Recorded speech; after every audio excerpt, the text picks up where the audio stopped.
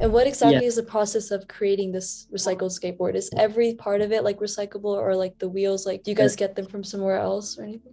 Yeah. So the first question, why skateboards, was because personally I saw it as a very challenging product to make, because it has to be visually appealing, right? It has to be an attractive product, really cool looking, but it involves kids and youth. It involves sports. So it's very useful. Like it recycles a good quantity. So each skateboard is 1 kilogram. It's almost 1 kilogram, and which is a significant weight, right? And it should last for many years. So it's not just like a keychain or cell phone cap, right? That each year like people lose or throw out. I want something that will last a very long time and that will involve kids, involve sports. So it's like a perfect product in that sense. You said why bottle caps? As I said, just because if I say bottle caps, it's people know what that is. Like people know what plastic that is. If I say I'm looking for high density polyethylene, people have no idea. But high density polyethylene are bottle caps. You know what I mean? It's the same things, but it's like a very relatable product. But what I also could recycle is, for example, shampoo bottles, detergent bottles, any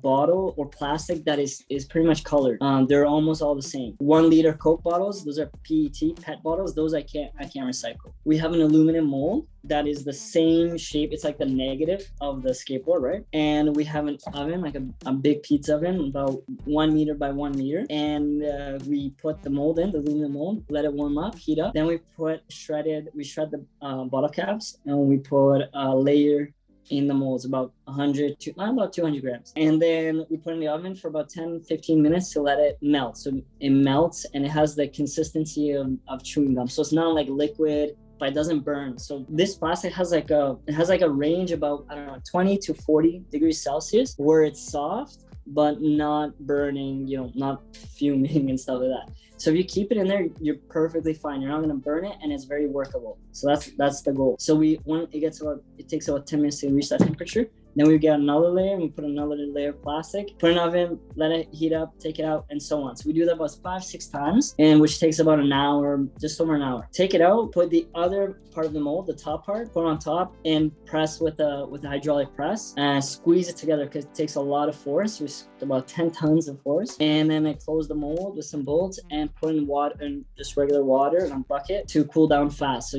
just to cool down quickly. And then the plastic hardens, take out the mold, separate the mold, and it's almost all ready. You just have to cut the sides, because there's some leftover. And that leftover, we could shred again and reuse it. And that's pretty much it. And then you just make the holes for the wheels and trucks, and then you have a final board. I think you also asked what's recyclable. So it's just this top part. Mm-hmm. So the wheels and trucks, the trucks are made of steel, metal, aluminum, and the wheels are polyurethane wheels that are not recycled, unfortunately.